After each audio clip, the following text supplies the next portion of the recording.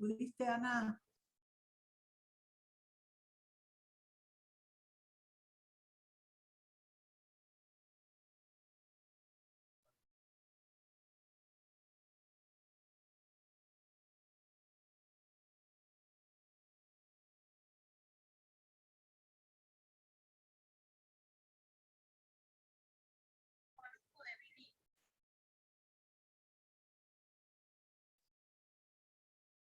Salí, Ana, de vuelta, salí de ahí y volví a entrar, a ver qué te dice.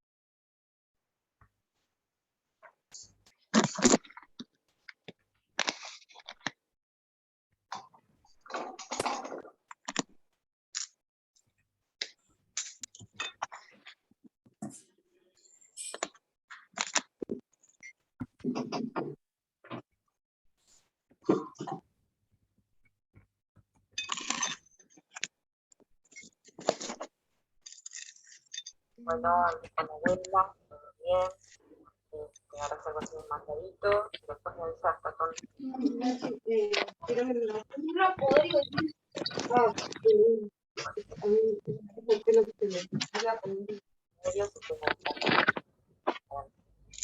Bueno, Hola Juan Carlos.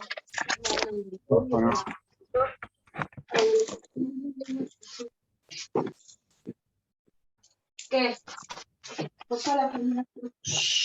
Ahorita, Nacho.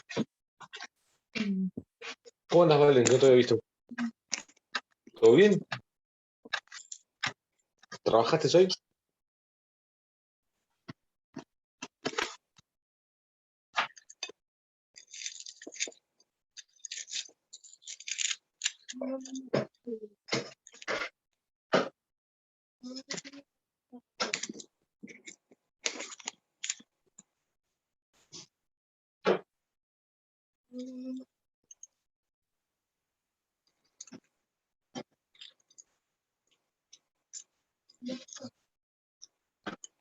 ¿Me das un favor? ¿Vas a merendar ahí?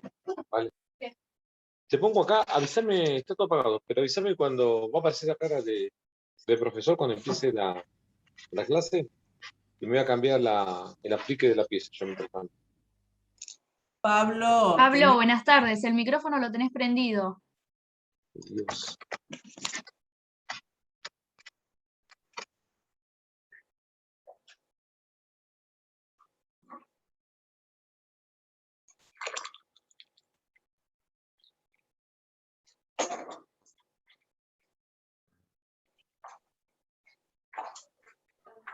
No entiendo nada. Hola,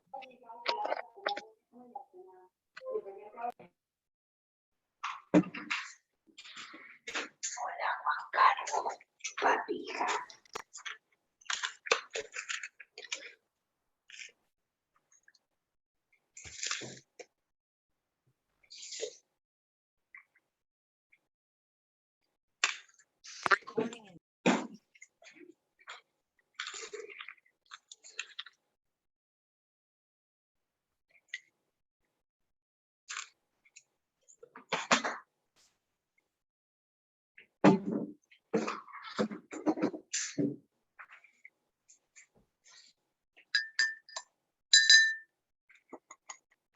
Alejandra Ramos, tenés prendido el micrófono.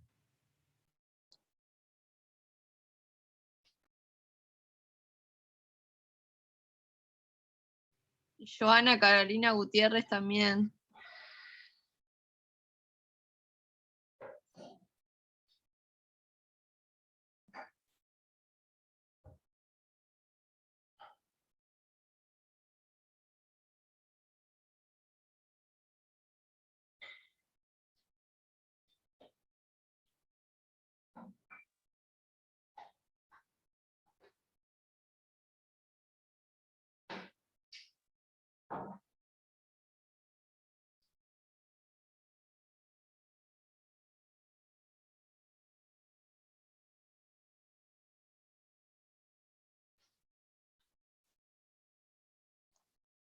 Buenas, chicos, chicas, ¿cómo andan?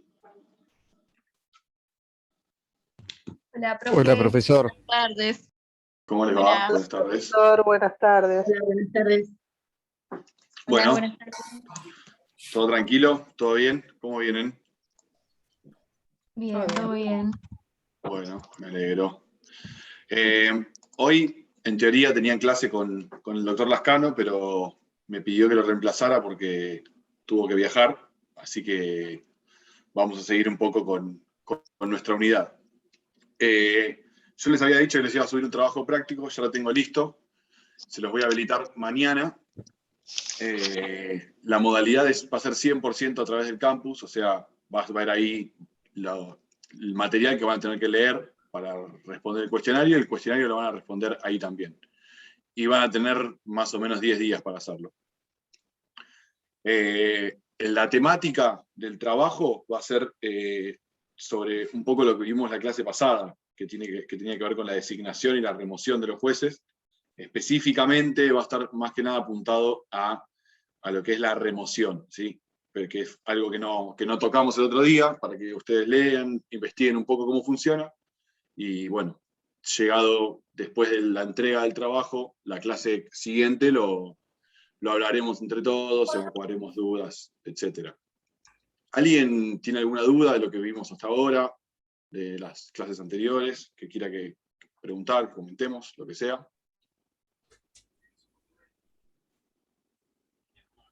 ¿Nadie? Recuerdo que una compañera, no me acuerdo el nombre, iba a averiguarnos acerca de la selección de magistrados, a ver, en algún país o alguna nación donde se utilice el sistema de la elección popular. No me acuerdo quién era, y tampoco recuerdo si... No sé si lo habrá hecho o no.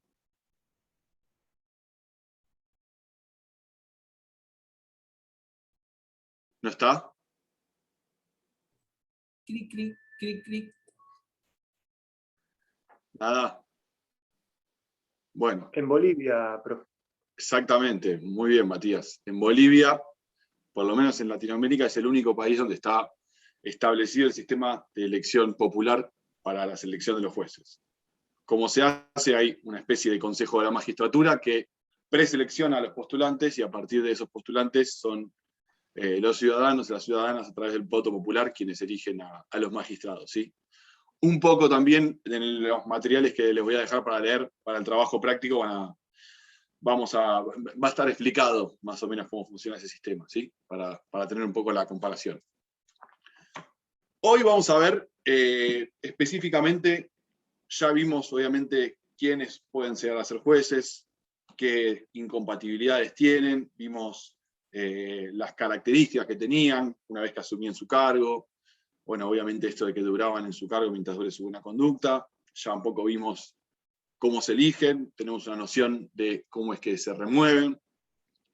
Hoy lo que vamos a ver es específicamente el tema de las facultades que tienen los jueces y los deberes que tienen los jueces, ya visto más desde el punto de vista del proceso en particular, ¿sí? O sea, una vez que se inicia un proceso y que llega a conocimiento de un juez en especial, que si estuvieron, ya lo vieron con el doctor Tamones, o si no lo vieron lo van a ver, hablamos de un juez natural para conocer dentro de un litigio en particular, según las reglas de la competencia.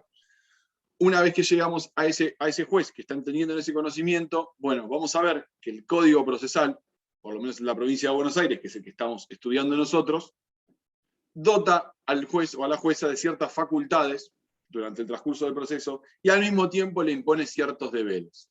Si lo vemos cronológicamente como está regulado en el Código, vamos a ver que en el artículo 34 se detallan todos los deberes que tienen los magistrados, y en el artículo 36 se establecen todas sus facultades. Al mismo tiempo, en el 35 y en el 37 se le dota también de facultades disciplinarias, ¿sí? Que tienen que ver justamente con poder interponer algún tipo de multa o mandar a suprimir frases injuriosas. Ya vamos a ver un poco de qué se trata.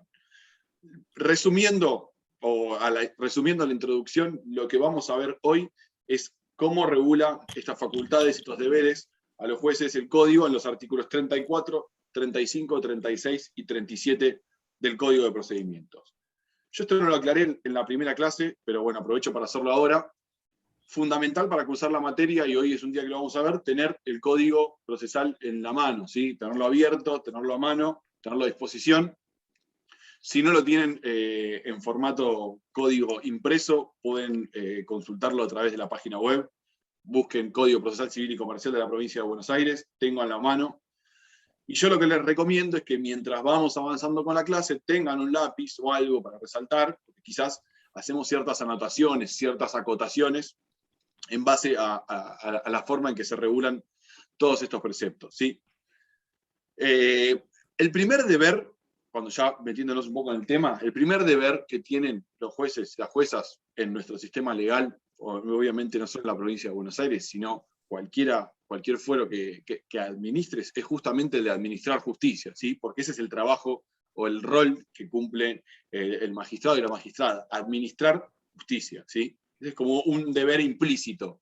Obviamente está a cargo de un organismo para el cual es designado, tiene ahí donde cumple sus funciones, pero bueno, esa función, si la tenemos que resumir a algo, es justamente hacerse cargo de esa administración de la justicia, ¿sí? La justicia a la que se someten los litigios que entran en su conocimiento.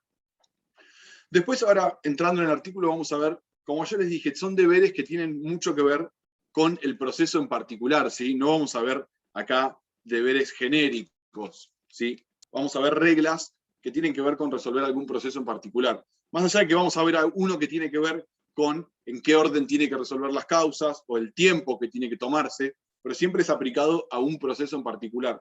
No me refiero a quizás deberes genéricos, como podría ser otro deber que no está regulado en el código, que tiene que ver más con su tarea, que es administrar, por ejemplo, el personal que trabaja en el juzgado, hacerse cargo de, no sé, de los horarios que cumplen, administrar en sí el funcionamiento del juzgado, que es un deber más desde el punto de vista general.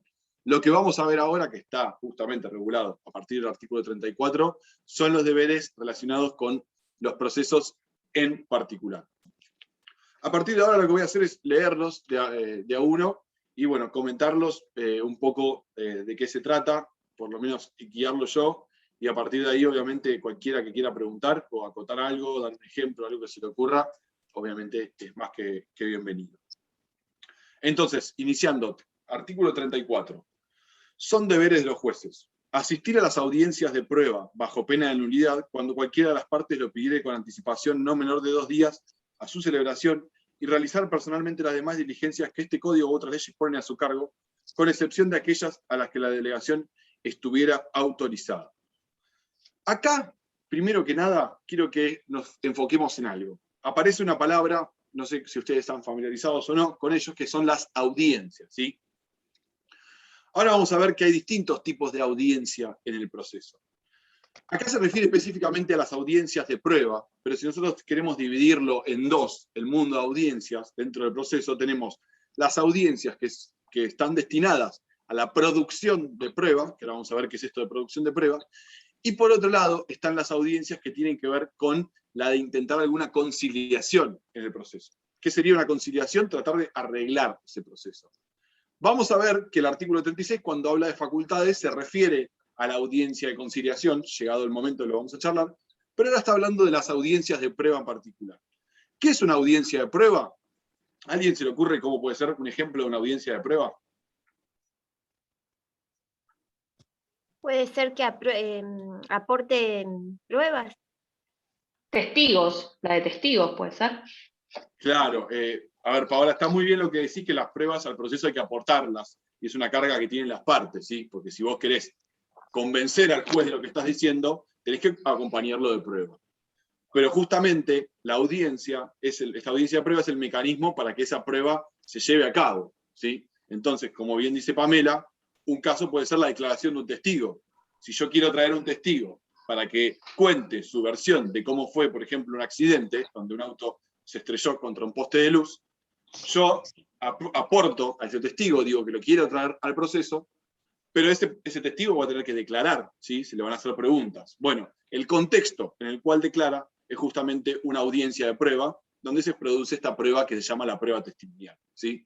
Ese sería un ejemplo. Hay otra prueba donde a quien se llama a declarar no es un testigo, que es una persona ajena al proceso, sino que se llama a la parte en particular, ¿sí? Se llama a la persona, volviendo al ejemplo del choque, o a la que chocó, o a la que recibió el daño, y se lo llama también a que declare, a que dé su versión de los hechos, a responder preguntas. Eso también se hace mediante una audiencia de prueba. Otro caso de una audiencia de prueba sucede cuando traemos a un perito al procedimiento, y por ejemplo, ese perito después tiene que dar explicaciones de la pericia que hizo. Eso se hace también dentro del marco de una audiencia. ¿Cuál es el deber específico, ya que nos pusimos en tema ahora audiencia de prueba? ¿Cuál es el deber específico que le está poniendo acá el código al juez? Bueno, le dice, si la parte se lo pide, bajo pena de nulidad, vos tenés que asistir a esa audiencia. ¿Esto qué quiere decir? Bueno, que si la parte no lo pide, el juez puede no asistir. Es una práctica muy común, o que se utilizó durante mucho tiempo, que las audiencias las tomen los secretarios de los jueces, ¿sí?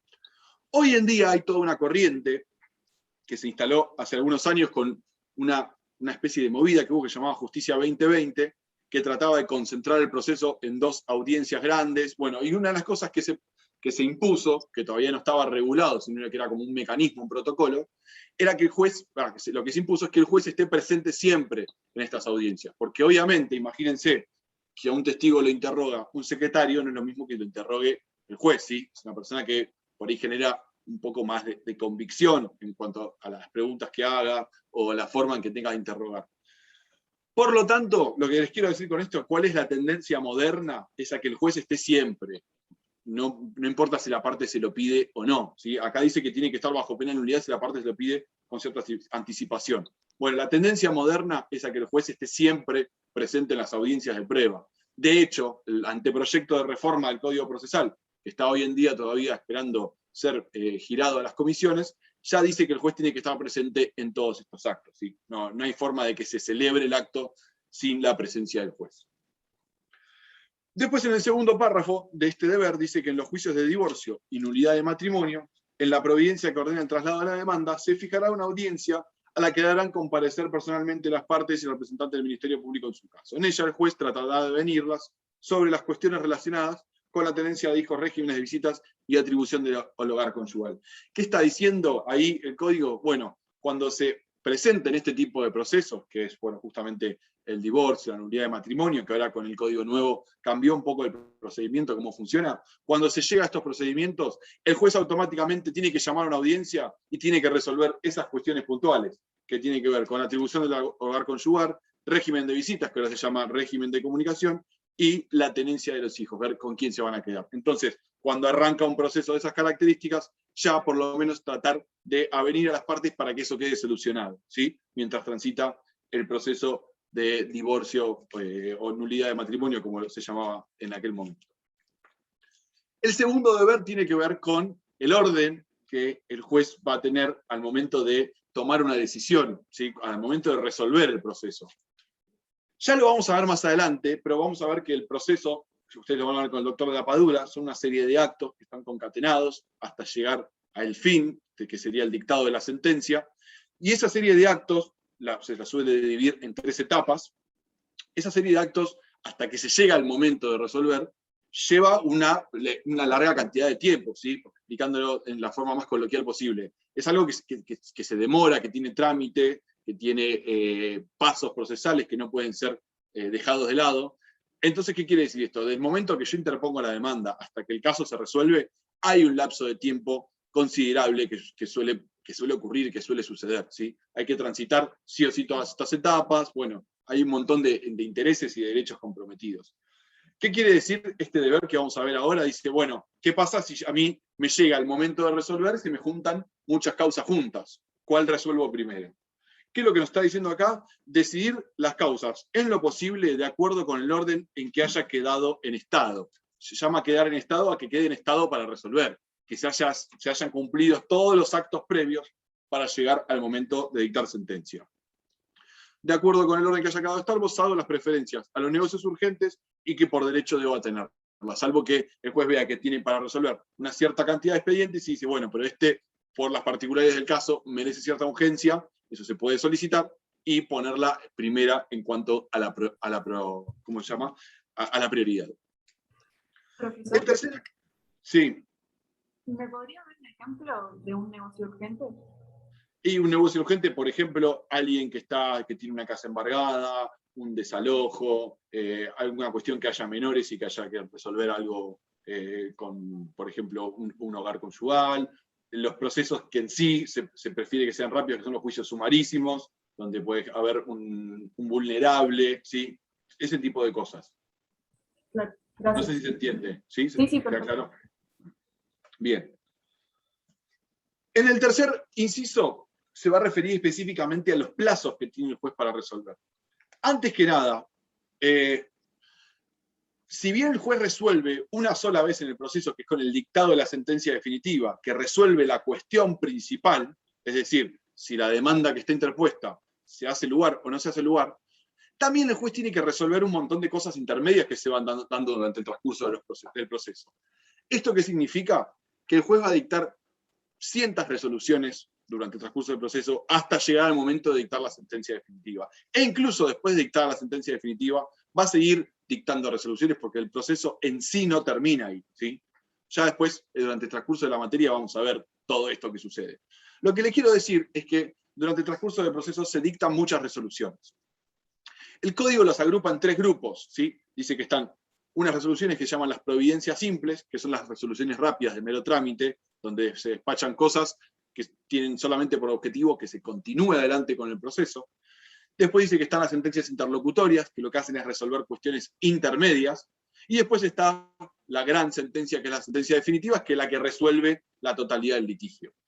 Esto es tema de estudio de la segunda parte, ¿sí? No quiero que se las memoricen ahora, ni que se las recuerden, pero lo que quiero que vean es que estos 3 grupos tienen una entidad distinta. Repito, providencias simples resuelven cosas simples que se dan en el transcurso del proceso, ¿sí? Seguir adelante con el proceso, agregar una prueba, decir qué día tiene que venir el testigo a declarar, cosas simples.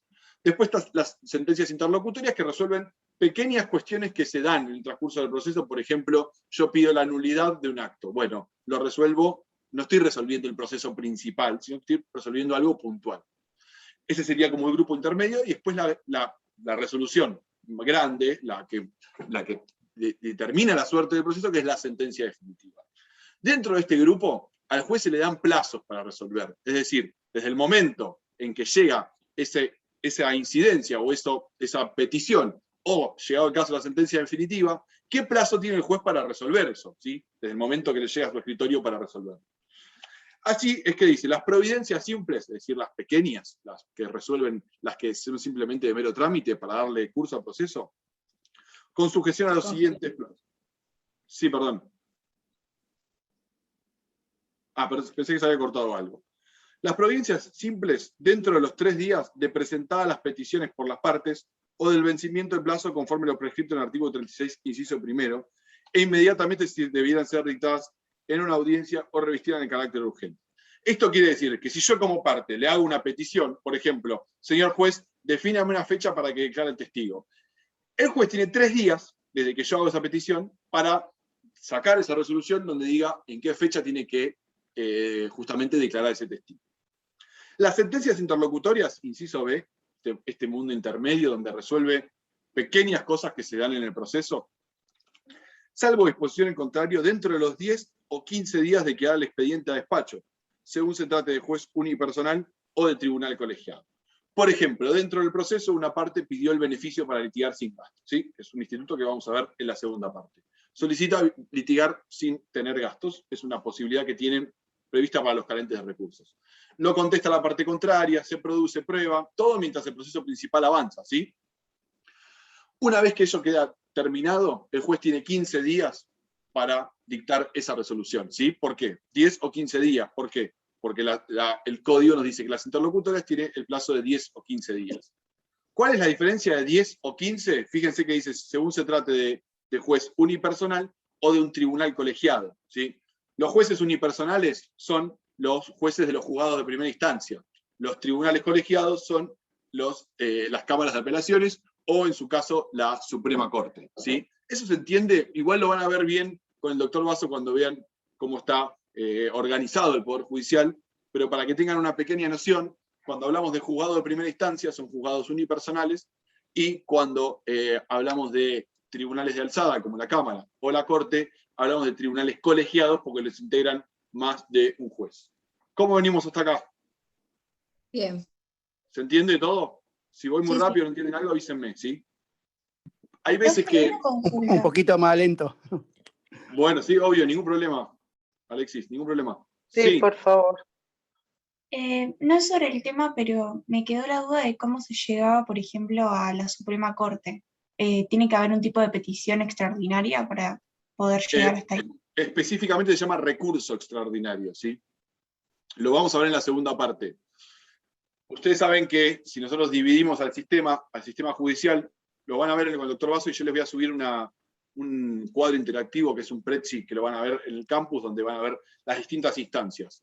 La primera instancia, la instancia ordinaria, son los juzgados de primera instancia, ¿sí? Justamente se llama así. Nosotros tenemos que iniciar un proceso, se somete a la consideración del juzgado de primera instancia, y es ese juez de primera instancia el que va a resolver ese proceso. Ahora, si nosotros queremos revisar lo que ese juez resuelve, ¿a dónde vamos? ¿Qué es lo que tenemos que hacer? Bueno, recurrir esa resolución.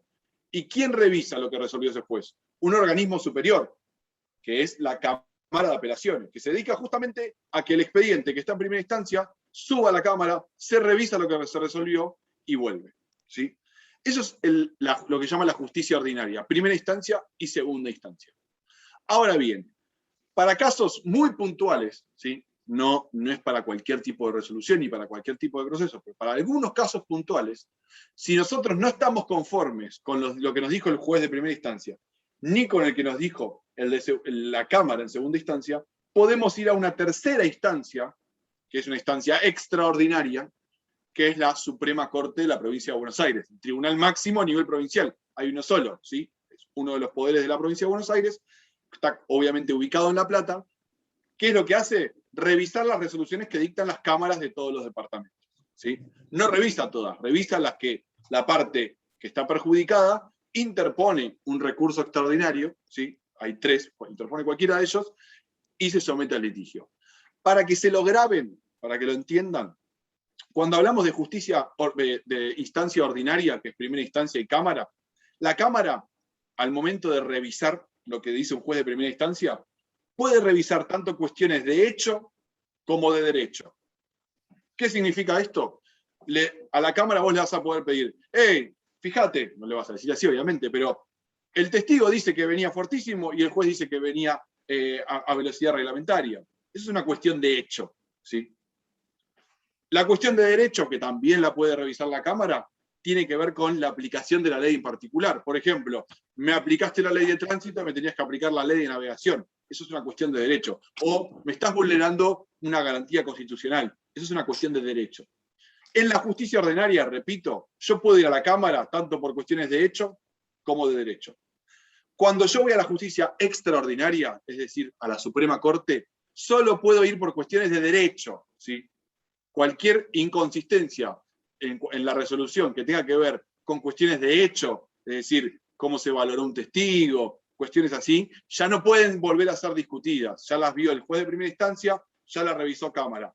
Cuestiones de hecho quedan aparte. Solo puedo ver en la corte cuestiones de derecho. ¿Sí? ¿Eso queda claro? Por eso les digo, es una instancia extraordinaria, tiene muchas limitaciones, es para algunos procesos específicos, hay que ver cuánto es el monto, etc. Es extraordinaria. Y después está la instancia mega extraordinaria, que es ir a la Corte Federal, a la Corte de la Nación, que sería para revisar lo que resolvió una Corte Provincial, que se hace a través del recurso extraordinario federal. Esa es una instancia, como les digo, mega extraordinaria, porque tiene muchas más limitaciones, y para casos muy puntuales. Lo mismo, solo para cuestiones de derecho.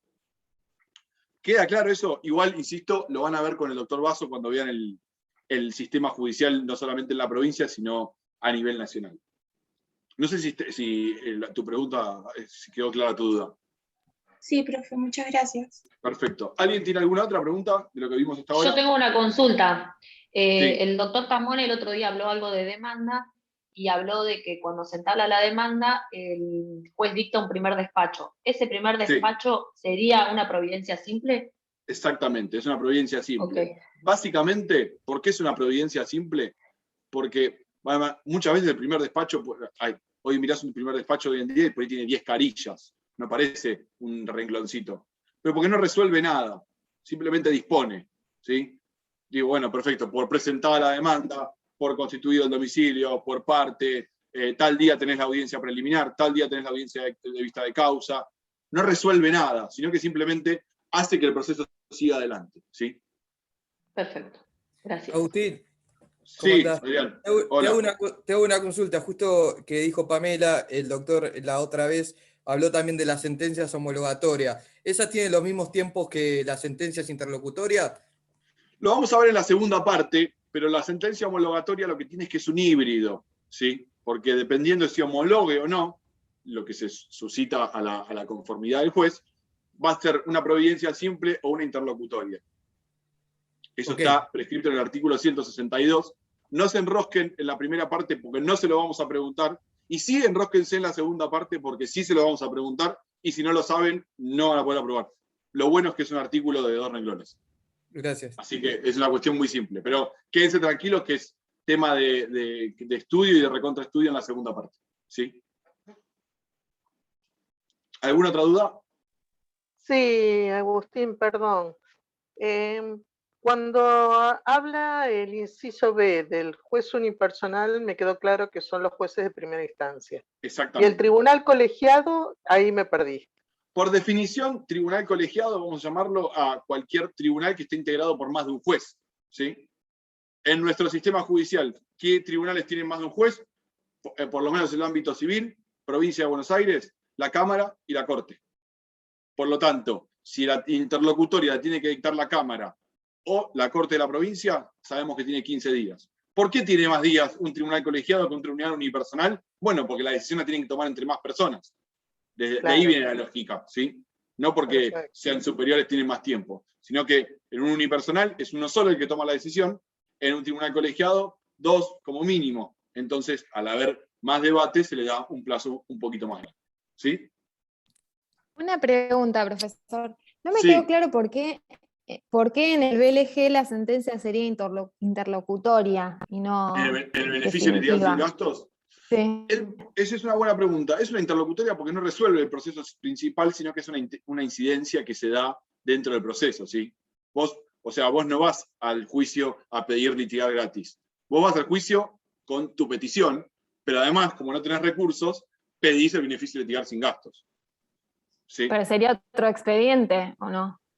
A veces tramita por un expediente aparte, Ah. pero es un expediente aparte que se llama incidente, que es un expediente accesorio del expediente principal, ¿sí?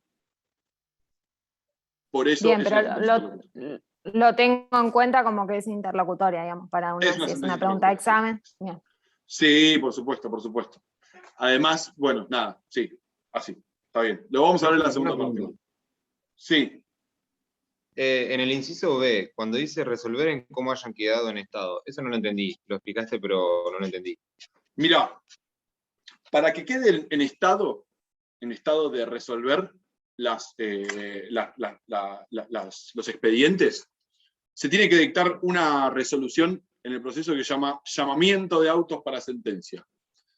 Esa resolución que se dicta significa que ya se hizo todo lo que había que hacer y que ahora no queda otra cosa que el juez resuelva, ¿sí?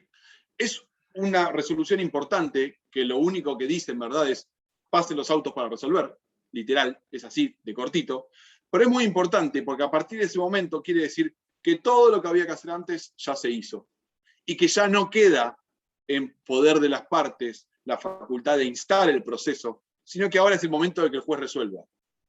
Hasta ese momento siempre se dice que el juez es un mero espectador, más allá de que ahora vamos a ver que no es tan espectador, vamos a charlar un poco y también los voy a invitar a debatirlo, pero hasta ese momento quien lleva adelante el proceso es la parte que está interesada, generalmente quien la interpone la demanda, quiere presentar su demanda, quiere producir sus pruebas, quiere ganar el litigio, va a apurarlo, va a moverlo. ¿El juez qué va a hacer? Va a observar que se cumplan las reglas. Si una parte pide una cosa, bueno, darle traslado a la contraria, ¿para qué? Para que ejerza su derecho de defensa. El juez es más como un director del proceso. Cuando se cumplen todos esos pasos, eso quiere decir que ya se hizo la demanda, se la contestó, se produjo toda la prueba, no hay prueba pendiente por producir, está hecho todo eso, ya las partes no tienen más nada que hacer, ya queda el momento de que el juez resuelva. Entonces se dicta esta resolución, que se hace a pedido de parte, aunque no es necesario, que es llamar autos para sentencia, ¿sí? Ahora, si puedo, les voy a mostrar un grafiquito. A partir de ese momento se empieza a contar el plazo que tiene el juez para dictar sentencia, que está en el inciso C, que se los voy a leer y ahora te retomo con esto. Dice, la sentencia definitiva, salvo disposición en contrario, dentro de los 40 o 60 días, dependiendo si es primera instancia o tribunal colegiado. ¿Qué quiere decir esto? Que desde el momento que se dictó el auto para sentencia, el juez tiene 40 días para resolver, o si es la Cámara o la Corte, tiene 60 días. En el orden en que ha quedado, bueno, lo que tenés que hacer es mirar la resolución del llamado autos para sentencia y esa es la primera que vas a tener que resolver en el plazo de 40 días. Y así sucesivamente. No sé si me explico. O sea, ¿qué define el orden? La fecha en que se llama autos para sentencia. Listo. Gracias, profe. A partir de ahí se cuenta el plazo de 40 días y a partir de ahí es lo que va a definir el orden. Cuando hablamos de Cámara, que el plazo es de 60 días, no se cuenta del llamamiento de autos para sentencia, sino que se cuenta desde el sorteo del orden de voto. Me van a decir, te estás enroscando, es re difícil esto. No, escuchen, es muy simple. Si yo voy a la Cámara y les digo que es un tribunal colegiado, que hay 3 jueces que tienen que resolver, una de las características es que el voto en la sentencia definitiva se hace individual. ¿Qué significa? Por ejemplo, si Ramiro, vos y Pamela, Pamela y yo somos jueces de la Cámara y tenemos que resolver un recurso de apelación, cuando nos llega la causa para resolver, se llama autos para sentencia y se hace un sorteo a ver cómo va a ser el orden de voto, ¿sí? Quién va a opinar primero y quién va a opinar después, ¿sí? No es que se hace una resolución conjunta. Entonces, desde que se hace ese sorteo, se cuentan los 60 días. ¿Y cómo es que funciona la dinámica de esa resolución? Supongamos que yo salgo primero de ese orden de voto. Bueno, yo hago el voto donde resuelvo ese recurso de apelación, ¿sí? Donde puedo decir que hago lugar o no a ese recurso de apelación. salió segunda Pamela en el orden de voto. ¿Qué va a tener que hacer Pamela? Dos opciones. O adhiere a lo que yo dije, que es una simple adhesión, y ahí ya conformamos la mayoría, porque hay dos que opinamos igual, o, si no está de acuerdo con lo que yo dije, hace su disidencia. ¿Sí? Entonces ahí, si ella hace la disidencia, vamos a tener a Agustín que dijo una cosa, a Pamela que dijo la otra. Ramiro, ¿cuál va a ser tu función? Decir, adhiero a Agustín o adhiero a Pamela. ¿Sí? No sé si se entiende. Esa es la dinámica de una resolución de Cámara. Como hay muchos jueces que tienen que resolver, ¿cómo es que hacen para demostrar su voluntad? Bueno, se define el orden de voto y a partir de ahí cada uno va expresando su opinión. ¿Queda claro eso? ¿Y qué pasará si un tercero no adhiere a ninguno de los dos porque no piensa de ninguna de las dos maneras? Es una muy buena pregunta, Viviana. A ver, en principio no habría más de dos opciones, ¿sí? Porque a vos, a la Cámara te llega con motivo de un recurso, ¿sí? Que el recurso dice, yo quiero revocar la sentencia de primera instancia, porque para mí está mal dictada. Vos tenés dos opciones, o hacer lugar al recurso y revocar, o rechazar el recurso y confirmar. En eso no vas a tener mucho problema. O hay que revocar o hay que confirmar. Sí podés llegar a tener un problema con los fundamentos que des para eso. Porque vos por ahí tenés mayoría en cuanto al sentido, pero no lográs la mayoría de argumentos. Entonces, para vos poder conformar una resolución, vas a necesitar tener mayoría en el sentido, revoco o hago lugar, y que a la vez coincidir en los fundamentos. ¿Sí?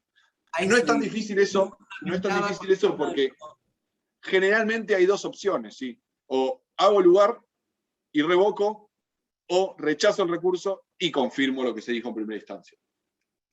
¿Sí? Acá les traje recién... Perdón, ¿puedo hacer otra pregunta? Sí. ¿El sorteo cómo se hace? Buena pregunta. Hasta ahora, hoy en día se hace en forma manual, ¿sí? Llega a la sala donde están todos los expedientes que están con autos para sentencia, la mitad van para un juez, la mitad van para otro juez. ¿Por qué digo dos y no tres? Porque ya van a ver que con el doctor Basso, que la Cámara local, cada sala tiene dos jueces, no tres. Lo van a ver por qué, y si no, no me quiero meter en un tema de él, si no lo llegan a entender me lo preguntan. Más allá de eso, hay ponerle 15 o 16 expedientes que tienen autos para sentencia, se van la mitad para uno y la mitad para el otro, se hace en forma manual. Se hace un sorteo cada 15 días o 2 sorteos por mes. ¿Por qué digo por ahora? Porque ya está puesto entre una de las modificaciones que se están implementando paulatinamente por la Corte, que ese sorteo se haga electrónico y que sea un sistema el que le vuelque las causas a un sorteo electrónico el que le vuelque las causas a un juez o al otro juez. ¿Sí? Prefiere hacerse manual generalmente porque vos podés, por ejemplo, tener 16 expedientes para resolver, pero 2 de esos son una quiebra que tiene 10 años de tramitación, el otro es un daños y perjuicios donde hay 18 damnificados, y los restantes son juicios ejecutivos de un cuerpo. Entonces, por ahí lo que se hace manualmente es ver los expedientes más grandes, clasificarlos y distribuir los que más tiempos van a llevar para equiparar el trabajo, ¿sí?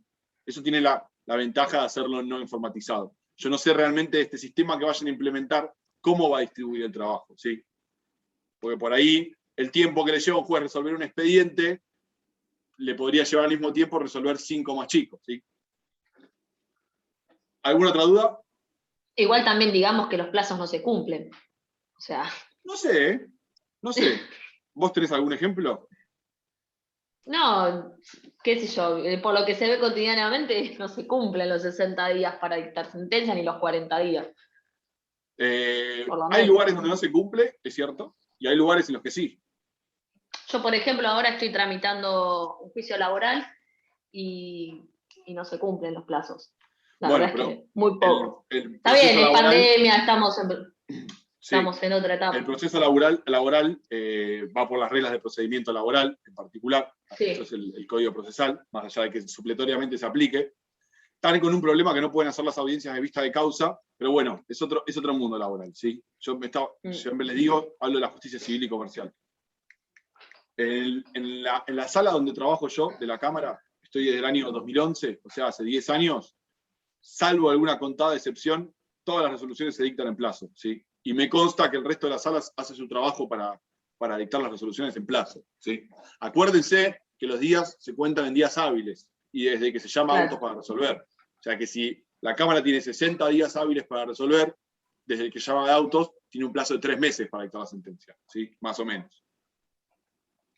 Pero Pamela, igual, lo dije un poco a modo defensivo porque estoy de ese lado del mostrador, no es mentira lo que estás diciendo. Hay muchos lugares donde no se cumple, pero es injusto decir eso en forma general con el resto de los lugares que sí se cumple, ¿sí? No, quizás lo dije de forma genérica, pero No, está bien. No es totalmente afirmativo, diría entonces, en todo caso. Exactamente, es parcialmente cierto. Claro. Parcialmente cierto y parcialmente incierto. Claro. Bueno, ¿alguna otra duda? Escúchenme, recién les hablé del tema del orden de voto, ¿sí? Que es un tema por ahí medio raro, que hay que tener bien en claro esta logística que tiene, que resuelva más de uno, que quién va primero, quién va segundo. Es un tema que no es menor, ¿sí? Porque en el inciso que sigue está quizás el deber más importante que está prescrito en el código, que este deber tiene cierta correlación con los mandatos constitucionales y con los tratados internacionales, que es el deber de fundar las sentencias, ¿sí? ¿Qué quiere decir esto? Que el juez cuando resuelve tiene que fundar lo que dice, ¿sí? Esto tiene un montón de implicancias desde el punto de vista de la propia república, ¿sí? Con el tema de los actos de gobierno, tiene un montón de aristas para darlo. El tema es que acá el código, más allá de eso, nos explica cómo tiene que fundar la sentencia. Nos dice, fundar las sentencias le pone primero que nada una pena, dice bajo pena de nulidad, ¿sí? Esa es la consecuencia de no fundarlas, la nulidad. Ahora vamos a ver bien qué es esto de la nulidad.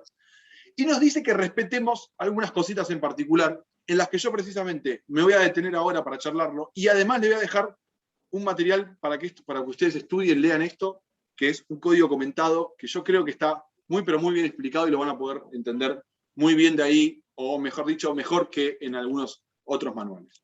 Vamos a leer bien primero lo que dice el código. Inciso cuarto. Fundar toda sentencia definitiva o interlocutoria bajo pena de nulidad, respetando la jerarquía de las normas vigentes y el principio de congruencia. ¿Sí? Entonces, repetimos. De las 3 resoluciones que hablamos hoy, de esos 3 grupos, providencias simples, interlocutorias y definitivas, el deber de fundar está en las interlocutorias y en las definitivas. ¿Por qué? Porque las providencias simples, ya les dije, no resuelven nada, tienden a seguir avanzando con el proceso, entonces no llevan una fundamentación, ¿sí? En cambio, las interlocutorias y las definitivas, como sí resuelven cosas, en alguna, la interlocutoria, alguna cuestión menor, y en la sentencia definitiva resuelve el proceso, sí tenemos este deber de fundar la sentencia. Bajo pena de nulidad, ¿qué significa? Que si no está cumplido el requisito de la fundamentación, ese acto se entiende que es nulo, que no sucedió, ¿sí? Ahora, ojo, ya vamos a ver cómo funciona el sistema para anular una sentencia, que no es que nace nula de pleno derecho, sino que va a necesitar una participación activa de la persona que se cree damnificada para anular ese acto, ¿sí? Ahora vamos a ver bien cuáles son los mecanismos o cómo se llega a hacer esta anulación. ¿Y cómo es que nos dice o cómo es que nos guía que tenemos que hacer esta fundamentación? Bueno, nos dice 2 cosas. Respetando la jerarquía de las normas vigentes, ¿sí? Por un lado, y por otro lado el principio de congruencia. Lo de la jerarquía de las normas vigentes parece muy fácil, ¿no? Obviamente, ¿y de qué hablamos cuando hablamos de jerarquía? Pregunto. La pirámide de Kelsen. La Constitución Nacional. La Constitución, los tratados Tratados de derechos internacionales, humanos. las leyes. Bien, perfecto. Alguien dijo la pirámide de Kelsen. Está muy bien. Hoy en día quizás no hablamos tanto de pirámide como tradicionalmente se la vio. Voy a hacer un par de gestos con la mano porque no tengo pizarrón, pero, o sea, uno imagina una pirámide así, cuando en realidad, si nos ponemos a pensar y lo vamos a razonar juntos, deberíamos pensarla de este modo, ¿sí? Porque ¿qué tenemos arriba del todo en esa supuesta pirámide que yo me atreví a dar la vuelta? La Constitución Nacional. La Constitución Nacional. ¿Y qué más? Los tratados Y los tratados Con internacionales. jerarquía constitucional. Ajá, bien. El artículo Entonces, 75, inciso 22. exactamente. ¿Los tratados son parte de la Constitución o no son parte de la Constitución? Sí. Sí. Tienen ¿Sí? jerarquía Parte, sí, constitucional. están Comparte en incluidos. el bloque constitucional. Pero son Artículo parte de la 75 Constitución, ¿o y no? inciso 22. No, sí no son están parte, en son el- reconocidos por la están en el Constitución. preámbulo. A ver, hay un grupo que sí, hay un grupo que no. Un representante del grupo sí, por favor, o una representante. Yo soy el grupo de Cualquiera. no. Bueno, pero esos van después, esos van después. Yo quiero un representante del grupo sí. Y después viene el representante del grupo no. Es Sí, como, porque dicen una parte en los tratados en que la Argentina sea parte. O sea, los tratados en la Argentina. Yo la pregunta era esta, repaso, Elizabeth, y me la contestás vos. Sí. ¿Los tratados son parte de la Constitución o no? Tiene jerarquía Pará. constitucional. Jerarquía constitucional. Solo Elizabeth. Tiene jerarquía constitucional, sí. ¿Tienen jerarquía? Sí. ¿En eso estamos todos de acuerdo que tiene jerarquía constitucional? Sí. Bien. Sí. Sí. Entonces, dijimos, tiene jerarquía constitucional. Pero la pregunta es, ¿son parte de la Constitución o no? Elizabeth, vos decís que sí, porque como tienen jerarquía, son parte. Creo que sí puede componer, ahora digo lo contrario ahora, perdón. Creo que sí puede No, componer el no, bloque. te cambiaste de bando. Te cambiaste de bando. Sos como el chino, como Maidana, Jonathan Maidana.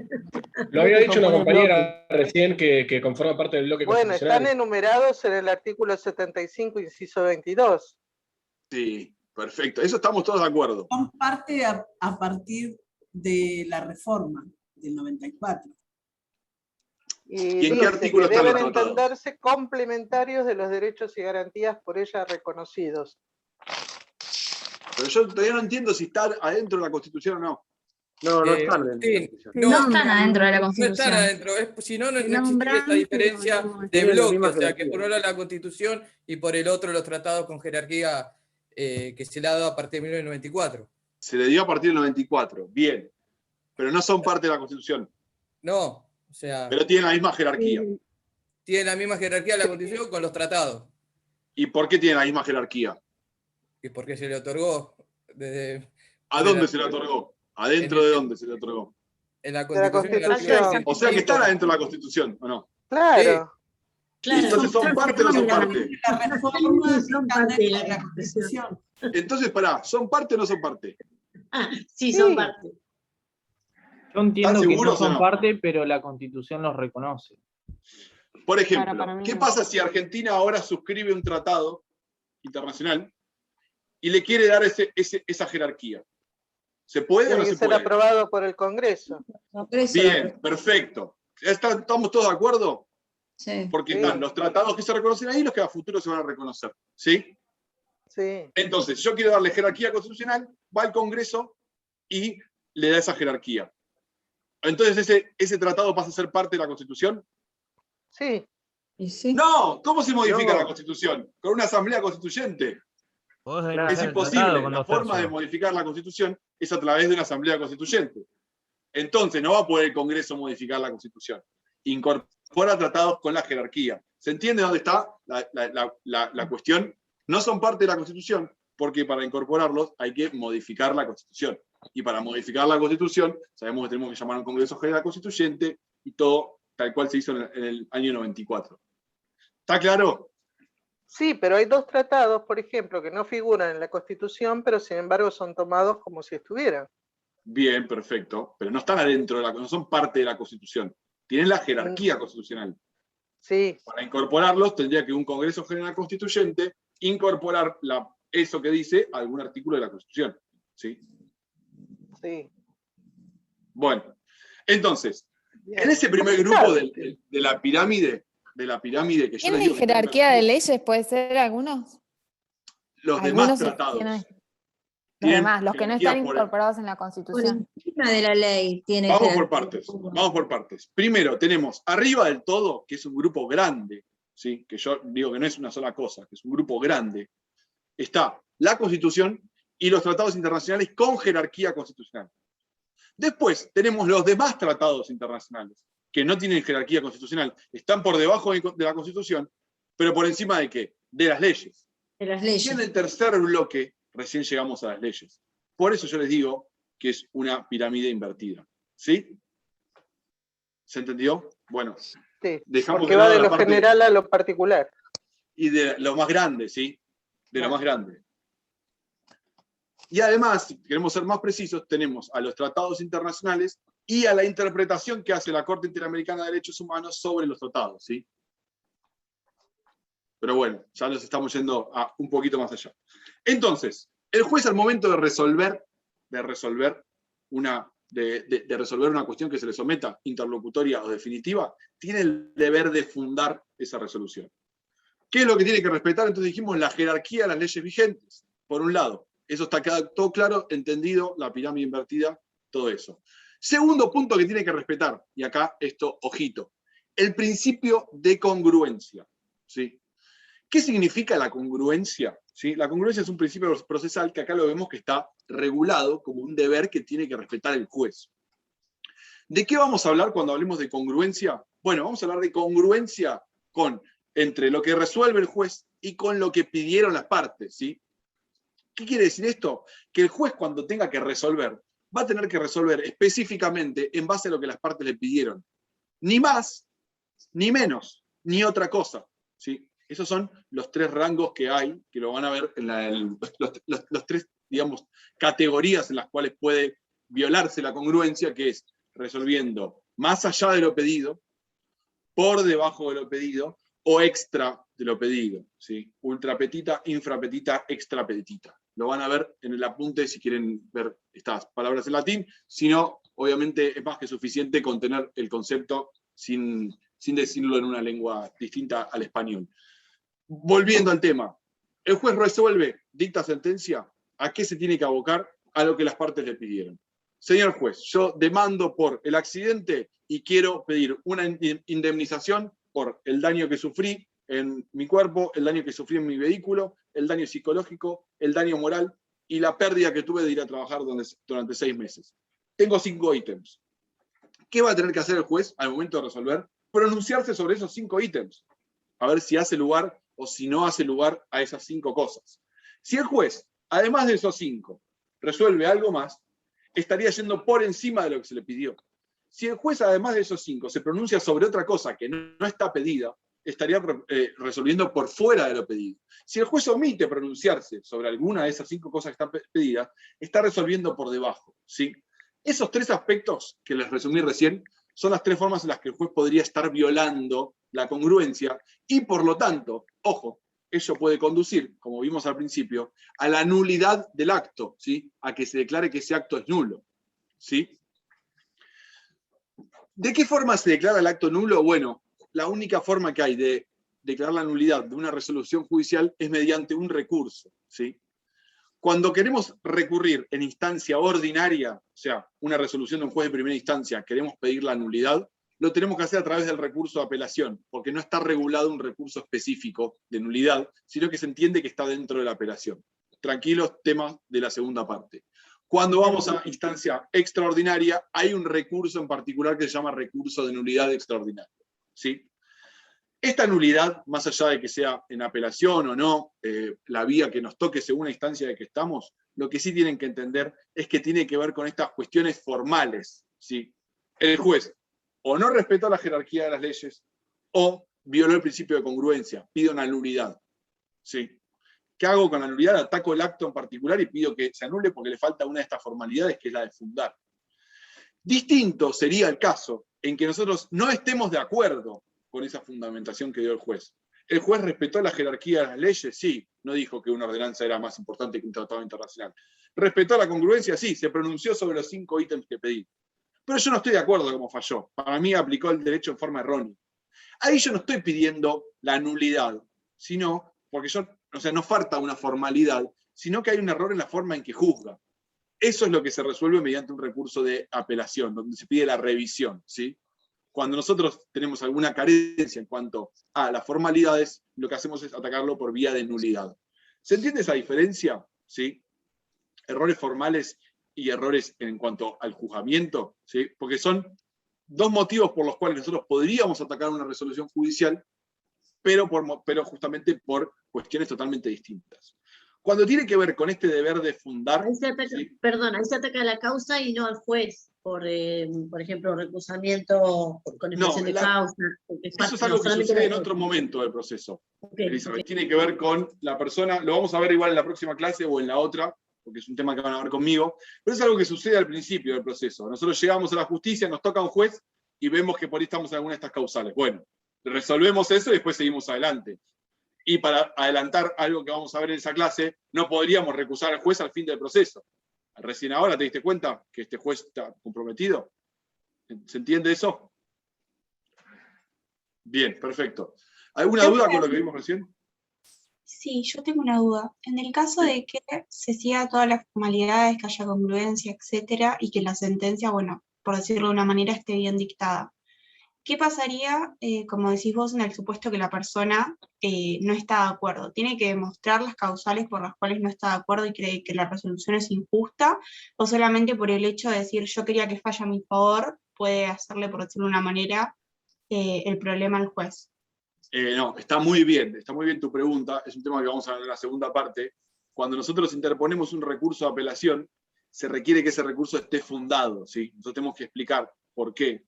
Y el artículo 260 del Código, cuando habla de cómo se funda el recurso de apelación, nos dice que tenemos que hacerle una crítica concreta y razonada a los motivos que llevaron al juez a resolver como lo hizo. Yo le tengo que decir básicamente a la Cámara, que era la que va a resolver, por qué el juez se equivocó, criticar su resolución, decir lo que estuvo mal y cómo debería haber resuelto. Si no está cumplido ese requisito, que es criticar concreta y razonadamente el fallo, el recurso de apelación no se va a poder resolver, ¿sí?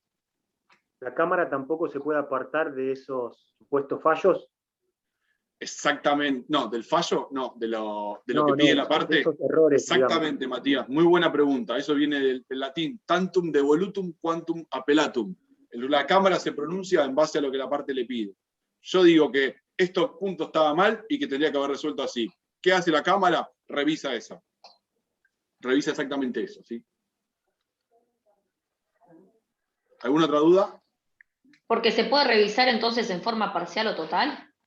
Sí, por supuesto. Por ejemplo, yo gané el juicio, por ejemplo, pedí estos 5 ítems, el auto, que me quebró una pierna, que el daño psicológico, el daño moral, y que no pude ir a trabajar durante 6 meses, y el juez me da todo. Pero le pido tasa de interés y me dice, no, intereses no, ¿para qué querés intereses? Y yo gané el juicio, pero no me da intereses, por todo el tiempo que no me pagaron. Bueno, voy a la Cámara y le pido solamente los intereses, ¿sí? Y se va a revisar ese aspecto del fallo. Perfecto. Otra cosa, en cuanto a la nulidad, cuando se decrete la nulidad, ¿quién resuelve? ¿El mismo juez al que se le...? No, sí. No. La nulidad contra la resolución dictada en primera instancia se canaliza a través de un recurso de apelación. Nada más que cuando yo lo funde, en vez de decirle que me aplicó una ley que no iba o que interpretó mal una prueba, le voy a decir quiero una nulidad porque le falta alguna de estas formalidades. Y también lo resuelve la Cámara. Perfecto. Una última consulta. ¿Puede existir Obvio. lo que vendría a ser una nulidad relativa en el sentido de que una parte de la sentencia dictada por el juez siga y solamente sobre una parte se declare nula, ya sea por el proceso o por la misma decisión del juez que no está fundada? Mirá, que se anule una parte por ahí no sería tan común. Pero sí puede suceder que, por ejemplo, que está previsto hasta en la Constitución de la provincia para las resoluciones de Cámara, que haya fallado el juez en la congruencia porque haya resuelto menos, ¿sí? Yo le pedí esos 5 ítems y solamente se expidió sobre 3. Se olvidó de pronunciarse sobre mi pérdida de chance, se olvidó de pronunciarse sobre mi daño psicológico a pesar de lo que lo había pedido. Cuando el juez resuelve infra petita, decimos que está omitiendo el tratamiento de una cuestión esencial. Si bien la pena es la nulidad, como el resto sí es válido, lo que se dice es que en la Cámara no hay lo que se llama el reenvío, no se devuelve para que un juez nuevo dicte eso, sino que ya la Cámara dicta esa resolución. Es una tendencia a lo que se dice, hay posturas que están a favor del reenvío y posturas que no. El reenvío, para que lo entiendan, como lo dice la Cámara, como lo dice la palabra, mejor dicho, cuando se decreta la nulidad, se devuelve a un juez nuevo para que vuelva a dictar la sentencia. Lo que se trata es de evitar ese reenvío, y que si lo puede dictar la Cámara la sentencia, que ya la dicte la Cámara de una. Cuando se omite una cuestión esencial, generalmente lo puede hacer o pronunciarse la Cámara al respecto, ¿sí? No sé si alguien tiene otra pregunta. Profesor, ¿la nulidad la puede pedir la parte? La nulidad la tiene que pedir la parte, sí. La tiene que pedir la parte, mientras tanto el acto es válido. Y para que se queden como regla, más allá de que no tenemos el tema nulidades en general en nuestra materia, sino que lo van a ver en el procesal civil, las nulidades procesales en general son nulidades relativas, ¿sí? No hay nulidades absolutas. A mí personalmente me interesa mucho cuando vemos este tema de la unidad, que es deberes y facultades, no tanto por el deber en sí, más allá de que este es un deber importante, sino que para que entender estos deberes justamente tenemos que desarrollar muchas otras cosas del proceso. Fíjense que por ahí, hoy estábamos viendo si el deber del inciso 3, que tiene que ver con los plazos, y mientras explicamos los plazos, entendimos cuándo los autos quedan para resolver, cómo se dicta el orden de voto en la sala. Está bueno ver este tema, pero es necesario contextualizarlo, ¿sí? Para poder entender todos los deberes. Ahora vamos a seguir adelante. Los dos que quedan en cuanto a los deberes son muy simples, pero importantísimo, importantísimo, cuando vayan a estudiar para el parcial, y cuando repasen esta bolilla, y cuando vayan al material que les voy a dejar sobre deberes y facultades en el código comentado, que lean muy, pero muy bien el comentario al inciso cuarto, ¿sí? Al deber para fundar las sentencias. Es por excelencia el deber más importante, ¿sí? Y el que tiene la consecuencia más grave. Porque después vamos a ver, y nos marcó Pamela, que si te pasás unos días en la resolución del plazo para dictar la sentencia, no sé si va a haber una consecuencia muy grande, más allá de que está regulado el retardo de justicia. Ahora, si yo no respeto el principio de congruencia como juez al momento de resolver, la consecuencia es la nulidad de la resolución, ¿sí? Por eso yo les digo que esto es un deber muy, pero muy importante, además de que, bueno, persigue el mandato constitucional por sobre todas las cosas. En el inciso 5 está regulado una serie de cosas que tienen que ver con la activación del proceso, por decirlo de algún modo, y en el cual se vuelcan muchos principios procesales que tenemos puestos en nuestro código, que principios procesales, según tengo entendido, es un tema que vamos a ver en la segunda parte. Fíjense cómo dice el inciso 5. Dirigir el procedimiento debiendo, dentro de los límites expresamente establecidos en este código, concentrar en lo posible en un mismo acto de audiencia todas las diligencias que sea menester realizar. Principio de concentración. ¿Qué es lo que hace el juez? Tiene 3 testigos de una parte para que declaren, 5 testigos de la otra parte, más un perito que tiene que dar explicaciones, más que queremos que declare el actor o el demandado. Bueno, principio de concentración. ¿Qué hace el juez? Para ese expediente fija una sola audiencia al mismo día y trae a todos los testigos, a todas las partes, a todos los peritos, y en ese mismo día se lleva adelante toda la producción de esa prueba. Hoy en día, ese acto, según este protocolo que les dije de Justicia 2020, se hace mediante una audiencia que se llama la audiencia de vista de causa, que nosotros no la tenemos regulada en el código, hasta tanto no se modifique, sí está prevista para el proceso laboral, nosotros en el Código de Procedimientos Civil y Comercial no lo tenemos. Este es un ejemplo de lo que se digo, principio de concentración. Concentro en un mismo acto distintas audiencias o distintas pruebas que yo tenga que llevar adelante. Señalar antes de dar trámite a cualquier petición los defectos u omisiones de los que adolezca, ordenando que se subsanen dentro del plazo que fije y disponer de oficio toda diligencia que fuera necesaria para evitar nulidades. ¿Qué quiere decir esto? Que si el juez en un momento que tiene que despachar algo, resolver alguna petición o lo que sea, advierte que de seguir adelante con ese curso normal podría desembocarse en algo que conduzca a una nulidad, por ejemplo, ve que se omitió algún tipo de fundamentación, que se omitió dar un traslado, lo que sea, el juez tiene el deber de, antes de seguir adelante, tratar de sanear eso, ¿sí? Porque lo que se trata de hacer es evitar futuras nulidades. ¿Qué pasa si se dicta la nulidad de un acto? Bueno, cae también todo lo que se haya hecho como consecuencia de ese acto, ¿sí? No sé si se entiende eso. O sea, yo tengo este acto. A partir de este acto se siguieron toda esta serie de procedimientos. Si este acto es nulo, todo esto también me cae.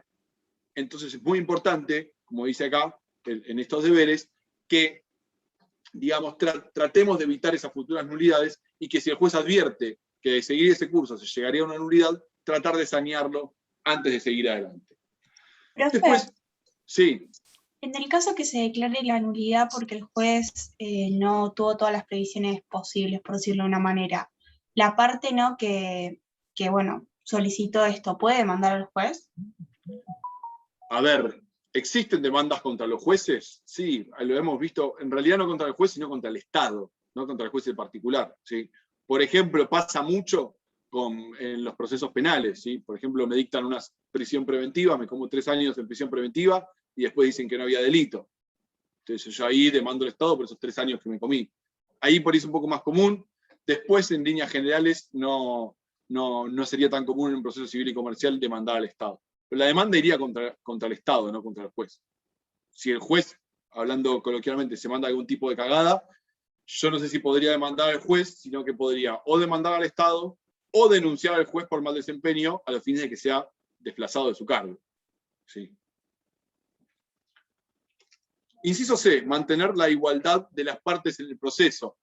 Esto es una concepción que poco a poco se va a ir abandonando, ¿sí? Porque tenemos el viejo axioma, gracias a Dios viejo, o sea que viene hace mucho tiempo, que la igualdad la vamos a mantener siempre que nos tratemos de personas que son iguales, ¿sí? Nosotros sabemos que no todos los individuos, y más cuando llegan a un proceso, están en igualdad de condiciones, ¿sí? Por ejemplo, un banco que acciona contra un particular por una deuda que tiene, sabemos que el banco está en muchas mejores condiciones cuando acciona que ese particular, que es la persona vulnerable. Entonces, ahí el juez, más que mantener la igualdad, si mantuviera la igualdad, lo que estaría haciendo es básicamente consagrando la desigualdad. Lo que tiene que hacer el juez, que es la tendencia moderna, es proteger al más vulnerable para que esa desigualdad se convierta en una igualdad. Por eso les digo que esto, el principio de igualdad procesal, que está plasmado como un deber, hay que tomarlo con pinzas y decir, sí, yo voy a ser igual, voy a tener un trato equitativo con las partes, mientras se trate de partes que están en igualdad de condiciones, ¿sí? ¿Y por qué les digo que un poco se está abandonando? Porque yo ya veo en el anteproyecto anterior para la modificación del código y en el proyecto que se está por debatir ahora, que se hace especial hincapié en proteger a las partes más vulnerables, ¿sí? O sea que la igualdad, insisto, con pinzas, siempre que nos tratemos de individuos que están en igualdad de condiciones. Inciso D, prevenir y sancionar todo acto contrario al deber de lealtad, probidad y buena fe, ¿sí? Esta es la famosa buena fe procesal, que se entiende que las partes actúan de buena fe y se persigue que las partes actúen de buena fe.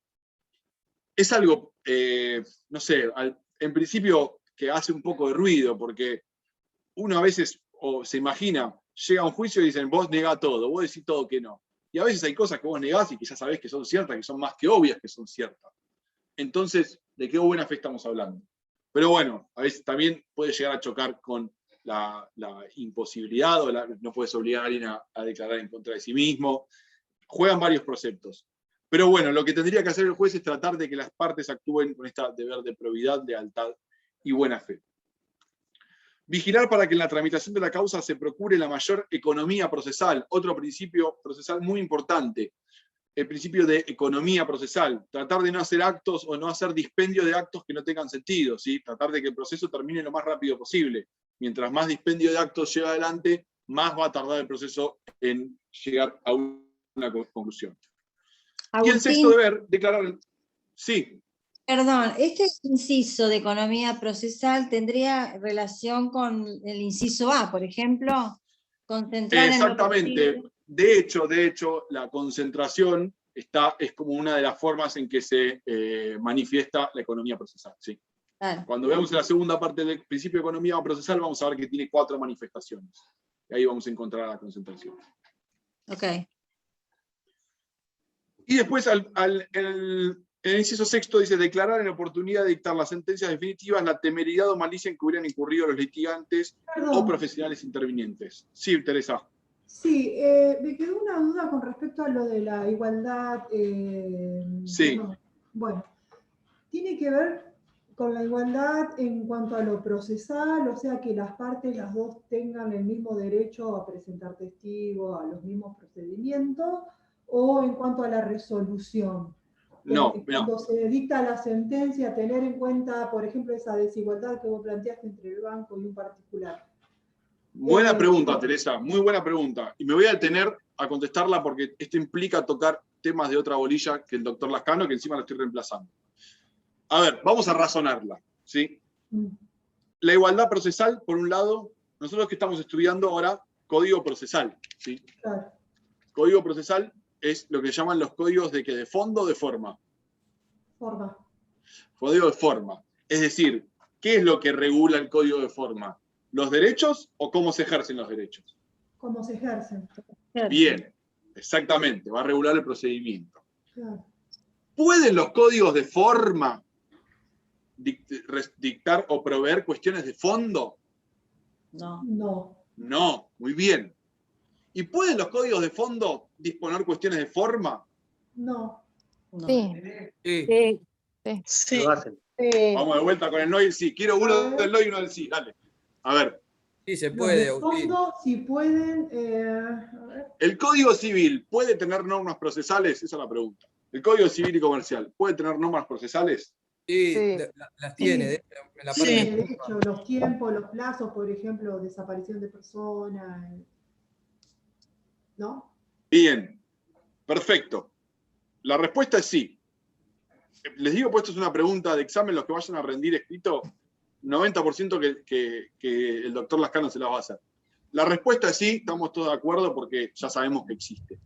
La pregunta es, ¿por qué puede haber disposiciones de forma en los códigos de fondo si sabemos que la Constitución dice que es una facultad no delegada por las provincias? Repasemos la Constitución de la Nación, cuando se dictó la Constitución, las provincias delegaron en la Nación la facultad de dictar los códigos de fondo, pero no la facultad de delegar los códigos de forma. Es decir, se reservaron a las provincias dictar las normas procesales y le dieron a la Nación la facultad de dictar las normas sustanciales. ¿Por qué entonces, si esa es una facultad que no delegó o no delegaron las provincias de la Nación, por qué igual las tenemos en los códigos de fondo? O sea, ¿cuál es el motivo por el cual esto está admitido? Porque lo tenía el Código Civil, lo vemos en un montón de leyes de fondo, como por eso la Ley de Defensa del Consumidor, que es uno de los ejemplos que viste vos recién, o que podemos poner para el caso que dio Teresa. Sin embargo, eso está totalmente aceptado. Por las Porque funciones son aplicables tiene para que todo ver- el país. ¿Tiene que ver con el artículo 75, inciso 12? Se, Esto, profesor. se confunden a veces, ¿no? A ver, se confunden, sí, porque a veces no sabes si está diciendo qué es o cómo hacerlo. El punto es, ¿por qué esto sería válido? ¿Por qué es válido si es una facultad no delegada? La pregunta que le van a hacer en el examen, porque yo la he visto en cuatrimestres anteriores, es si existen y que den algún ejemplo, ¿sí? Y que expliquen por qué sucede esto. Ya, si existen, ya dijeron que sí. Ejemplos tienen miles, ¿sí? Ya me imagino que todos han cursado Derecho Civil parte general, han cursado obligaciones, algunos estarán contratos, o no sé en qué parte civil están. Ejemplos hay cientos. ¿Por qué está admitido? No sé si lo habrán estudiado o lo que sea, pero la Corte se ha expedido un montón de veces al respecto cuando se cuestionaron la constitucionalidad de estas normas. ¿Y qué fue lo que dijo la Corte? No tengo en este momento el nombre de los fallos en los que lo dijo. Es que son válidas las normas procesales insertas en los códigos de fondo siempre y cuando esas normas estén previstas para garantizar esos derechos que están regulando, ¿sí? Si yo, por ejemplo, doy un derecho a la adopción y digo que tiene que ser de esta forma y de esta forma para que pueda consagrarse, es válido que la misma norma que me da ese derecho a la adopción también me diga cómo hacer para que ese derecho sea efectivo, ¿sí? Entonces, ¿por qué encontramos normas procesales en los códigos de fondo? Bueno, son válidas siempre y cuando la norma de fondo nos esté diciendo cómo hacer para que ese derecho tenga su efectiva consagración. ¿Queda claro? Sí. Bien, me detuvo en esto Aquí porque acá si bien que- no es tema mío, es un tema importante que se estudia en nuestra materia. Me La que alegro estaría que haciendo- todos y todas hasta este momento entiendan la diferencia entre derecho de fondo, derecho de forma, norma sustancial y norma formal. Todos lo entienden, ¿no? O sea, tienen que salir de esta materia sabiendo eso seguro. Profe, dijo siempre y cuando la norma de fondo diga, y ahí me quedé. No, Justo lo estaba siempre y anotando. cuando la norma sustancial, que tiene una prescripción procesal, siempre y cuando esa prescripción sirva para consagrar ese derecho que está regulado. ¿Se entiende? Bien. Yo, por ejemplo, el Código Civil regula un aspecto en particular, consagra un derecho y dice cómo hacer para hacerlo efectivo. Bueno, justamente lo está diciendo porque quiere que ese derecho se cumpla o esté realmente consagrado. Entonces se habilita en ese caso a que diga cómo hacer. ¿Sí? Profe, un ejemplo puede ser la compra y venta de un inmueble que tiene que estar inscrito en la escritura pública.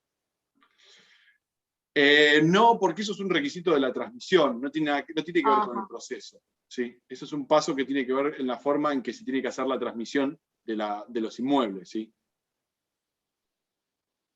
Tiene que ver con uno firma el boleto y después termina haciendo la inscripción en los registros para darle publicidad. ¿Sí? Por eso es una norma de fondo en particular. ¿Una a favor puede ser que las hace operativas?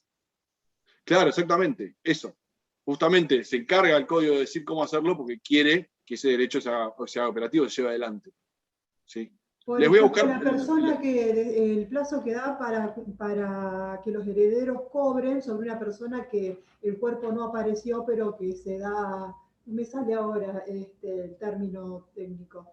Cuando la ausencia con presunción de fallecimiento. La ausencia con presunción de fallecimiento, claro. Ahí puede ser un ejemplo ese que da plazos, ¿no es cierto? Que establece. En realidad el plazo que da no es un plazo procesal en sí, más allá que se ha regulado el plazo, sino dice cuánto tiempo tiene que pasar para que se considere que sea eso. Entonces sería una cuestión netamente procesal. Es un presupuesto para que diga, bueno, a partir de tanto tiempo de desaparición, podemos empezar a suponer que está fallecida. Claro, pero ahí te da lugar a que vos puedas peticionar o gestionar la sucesión o de bien. Claro, pero, pero es una cuestión sustancial, ¿sí? O sea, es un presupuesto legal para que se habilite eso. ¿Sí? No porque haya un plazo va a ser una cuestión procesal. En realidad acá es el presupuesto para que se dé algún tipo de situación. Bueno, pero vos decías, muy bien preguntabas, bueno, pero acá es una igualdad ¿es una igualdad en cuanto al proceso o una igualdad en cuanto a cómo va a resolver? Y no, es una igualdad de trato en el proceso, ¿sí? Por supuesto que es una igualdad de trato en el proceso, porque no podría el código decir que acá se proteja o, como dice, por ejemplo, la Ley de Defensa del Consumidor, todo el sinfín de cosas que dice a favor del consumidor, porque es una norma de fondo. Acá solamente se podría abocar a cuestiones procesales, ¿sí? Porque es una norma procesal. Perdón que hice todo ese gran paréntesis, pero es un tema de la orilla de fuentes que es recontra importante, ¿sí? Gracias, bien clarito. De nada.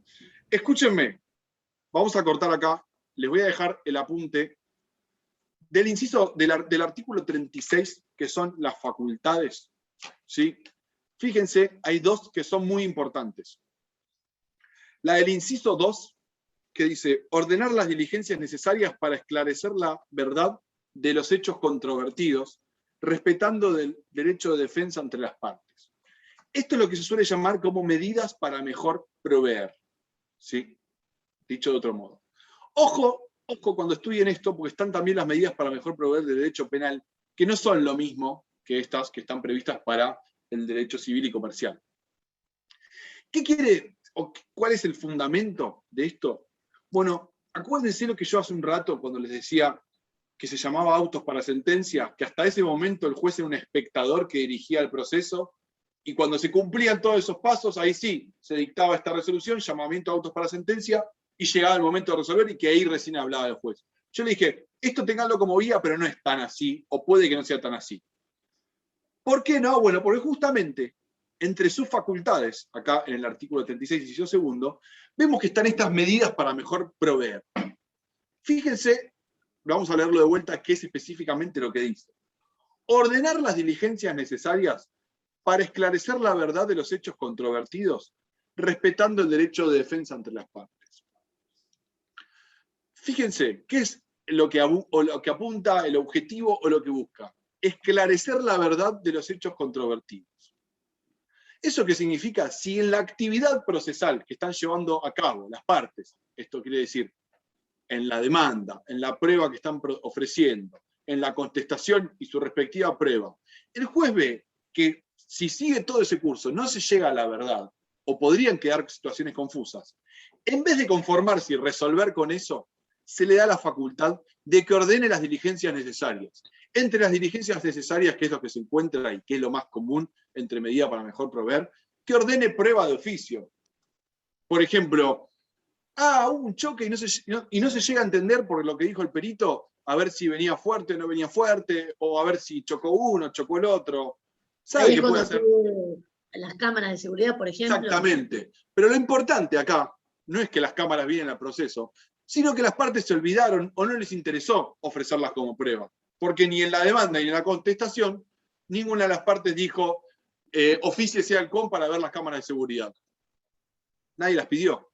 Pero el juez, no conforme con lo que existe o con las constancias del proceso, y al fin de esclarecer la verdad de los hechos controvertidos, agarra y oficia, de oficio, justamente, de pleno derecho, sin que se lo pida la parte, a la entidad, en este caso el CON, para que no remita, si es que existen las cámaras de seguridad. ¿Y qué hace el juez? Va a mirar las cámaras y en base a eso resolver justamente, en base a todas las pruebas que va a tener disponibles. Controvertido. Sí. Yo he escuchado muchas veces que a veces los jueces no toman como prueba cámaras de seguridad.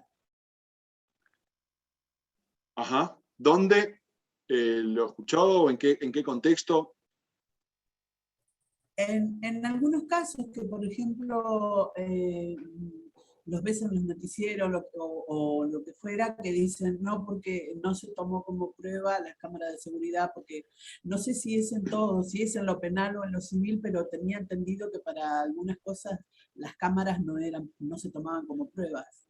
Mirá, si esto está escuchado en la tele, generalmente lo que más sale en la tele son las cuestiones penales, y la incorporación de prueba en el proceso penal tiene muchas formalidades. Más que nada la incorporación, la adquisición de esa prueba en el derecho penal tiene muchas formalidades, y muchas veces pruebas que son muy válidas y muy útiles, como están adquiridas de medios que no son legítimos, esas pruebas se desechan, ¿sí?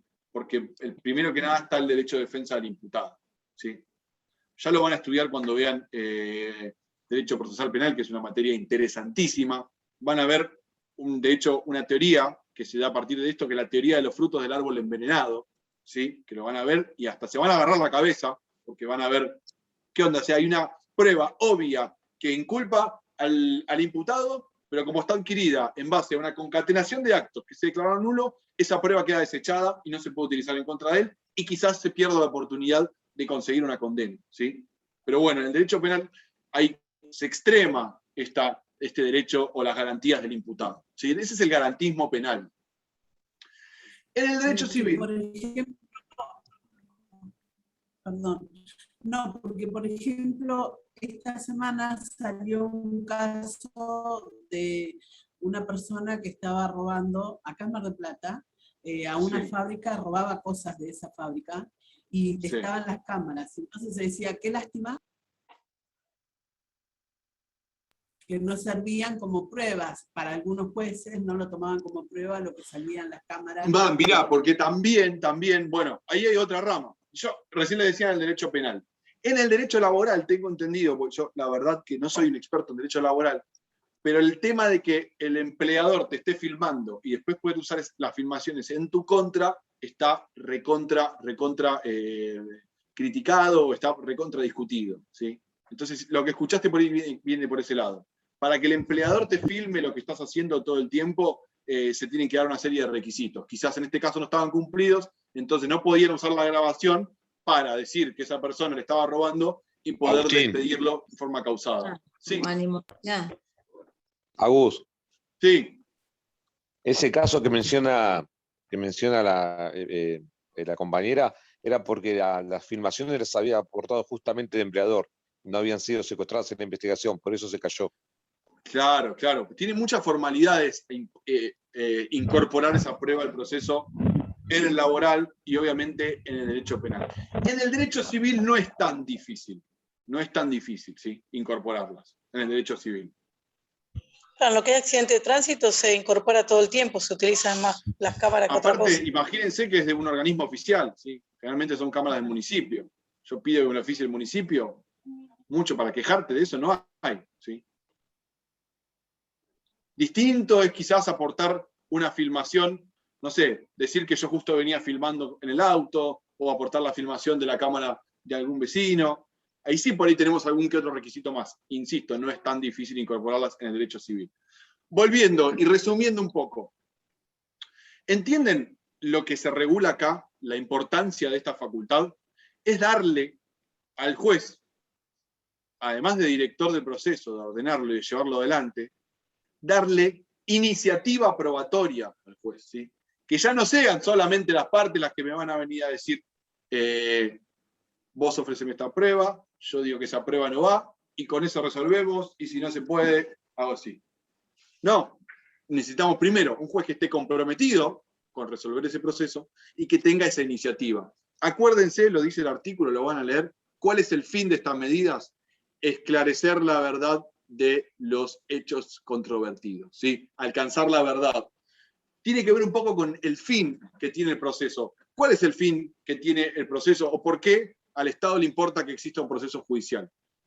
Para que las partes puedan ir y debatir libremente y jugar al ajedrez, o quizás para poder consagrar derechos que nosotros tenemos, o a poder llegar a la consagración de esos derechos que nosotros tenemos regulados, ¿sí? Y para llegar a esa consagración, muchas veces necesitamos de esa actividad que nazca de la iniciativa del propio magistrado, ¿sí? Por eso es que están reguladas estas medidas para mejor proveer. Y por último, y con esto cierro, van a ver que en uno de los aspectos de la unidad les habla de activismo procesal y garantismo procesal. Desde el punto de vista del derecho civil, hablamos de activismo cuando nos referimos a los jueces que son proactivos en la resolución del conflicto, ¿sí? ¿Quién sería un juez activista? Y un juez que dicta muchas medidas para mejor proveer, por decirlo de algún modo. Un juez que tiene iniciativa probatoria, que está comprometido con alcanzar la verdad de los hechos controvertidos. Por el contrario, un juez garantista sería un juez que extrema la garantía del principio dispositivo, que es que las partes disponen, pelean a su manera y con eso se resuelve, ¿sí? A eso se refiere cuando hablamos de activismo y garantismo procesal, que, insisto, no tiene nada que ver con el garantismo del derecho penal, que es justamente respetar a ultranza la garantía del imputado. ¿Alguna duda? No. Bueno, escúchenme, mañana les subo trabajo práctico. Perdón, Agustín. Sí. Dijiste el artículo 36. Ver dos incisos. El número 2. Ah, bien, tenés razón, perdón. Ese es uno. Y el otro, el cuarto, disponer la comparecencia personal de las partes para intentar una conciliación o requerir explicaciones. Esta es la facultad que tiene el juez en cualquier momento del proceso, ¿sí? Llamar a las partes e intentar arreglar el conflicto. Audiencia de conciliación. Cuantas veces quiera, en cualquier instancia del proceso, sea Cámara, sea primera instancia, sea en la Corte, los jueces tienen la facultad de decir, paren, vengan, y tratar de arreglarlo, ¿sí? Y con eso ponerle fin al proceso, ¿sí? Audiencia de conciliación. Acuérdense que hoy lo primero que hablamos en la clase son las audiencias de prueba, estas son las audiencias de conciliación. ¿Sí? Perfecto, gracias, Agustín. No, de nada, perdón, que me había olvidado yo. Les subo mañana el trabajo práctico, tienen más o menos 9, 10 días para hacerlo, los van a poner ahí la fecha de entrega. Y también les subo además al campus un archivo que se va a llamar Fenoquieto, que es un código comentado con todos los incisos que vimos hoy. ¿Sí? Okay. Cualquier duda, sí. Yo lo tengo en PDF. Está bueno imprimirlo porque tengo el de Camps, pero el de Fenoquieto creo que es de 2013, ¿no? Sí, debe haber varias ediciones. Yo no sé si les va a reservar tanto el código comentado ni en este principio de la materia, ni para la materia esta en particular. Es una materia más de manual. Pero justo en esta parte está bueno cómo hace el comentario, ¿sí? No sé si te recomendaría imprimirlo, realmente. Gracias, doctor. Profe, Sí. en una parte dijiste que hablaste de la parte del derecho sustancial y que podrían incorporar lo que vendría a ser la forma, ¿no? Por ejemplo, en el Código Civil y Comercial. ¿Podría brindar un ejemplo para guiarnos un poco cuando nos pregunten? Plazo de prescripción. Listo, gracias. ¿El trabajo práctico para cuándo era? Lo van a tener ahí entre las instrucciones. Plazo de prescripción, plazo de caducidad, quién va a ser el juez que entiende en un proceso sucesorio. Hay un montón, todo lo que tenga que ver con un proceso. Chao. Profe, ¿puedo hacer una pregunta? Sí. ¿Puede repetir lo que era garantismo procesal? garantismo procesal desde el punto de vista del proceso civil tiene que ver con un juez que respeta a ultranza el principio dispositivo. ¿Cuál es el principio dispositivo? El que dice que las partes disponen y en base a lo que disponen las partes, el juez resuelve. Sería el contrario a lo que es el activismo, donde más allá de la actitud dispositiva de las partes, el juez toma una actitud proactiva y se concentra en, o tiene como objeto, esclarecer la verdad de los hechos controvertidos. ¿Sí? Un juez que se compromete con el resultado del litigio. Ese es el activista. El garantista es un juez que, digamos, de cierto modo, queda satisfecho si se respetaron las normas que dicen el contradictorio, por ejemplo, que una parte disponga, que la otra parte conteste. Si las partes pudieron deliberar conforme a lo que dice la ley, para el juez garantista, el objetivo del proceso está cumplido. ¿Algo más? Bueno, que tengan muy buenas noches. Saludos, Adiós. Gracias. Chao, Saludos. profe, gracias. Gracias.